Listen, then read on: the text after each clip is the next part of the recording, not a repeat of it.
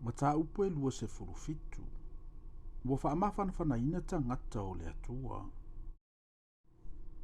O le aso e whaasalaina e Yehova o le viatana, o le ngata te le vave, o le viatana lava, o le ngata taai. E whaasalaina lava ilana pelu maa, ma le tele ma le malosi, e whasi matea lava e ia le tānimo lo o i le vai. O le aso, i au tau pepese ai le tōvine, o a ua Yehova, o te leo leo iai, o te whasusu pe lava iai, o te leo leo lava iai le pō ma le ao, ne io iai se leanga. O te le ita lava au, ta fia maua la au tui ma la au talatala i le taua, o te aluantu i ante i lantou, o te susunu whaatasi lava i lantou. Pese i tango o ia i lo malosi, ia maa le lei maia, e le lei foi o ia mau. Ona po a muli, e so solo ai o Iakopo, e funga mai ma matala o Israelu. Ona tumua i leo le fonga ele umai o na fua. Wana taia e o ia. E pe ona taia e ia o ilantou na taia o ia.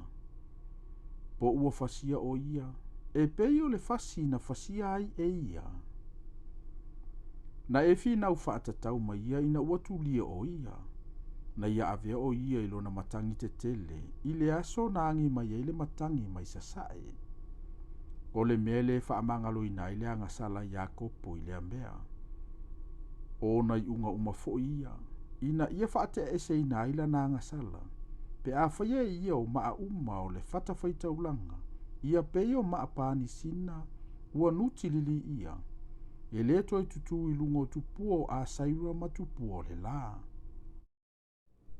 Awa e tu ufuale a aino fo olo, e le aina fale, ai tu la fo ina e peo senu utu ufua, e tata aita mai povi, ma la tuta o oto ai, la tute a ai o na lala au, pe a mamango na lala au, o na ngawi e se ina ai lea, e o mai fa fine la tute susunuina, awa e le o senu umafau lea, o le mele le alofangia ai i latou e le na faia i latou. O ia fo ina faia i latou na te le alofa lava ia te i latou. O le alava aso, e sasa i fo ai e Yehova o na fua. E a fua i le me tafe i le vai tafe. E o atu i le a lio ai kupito.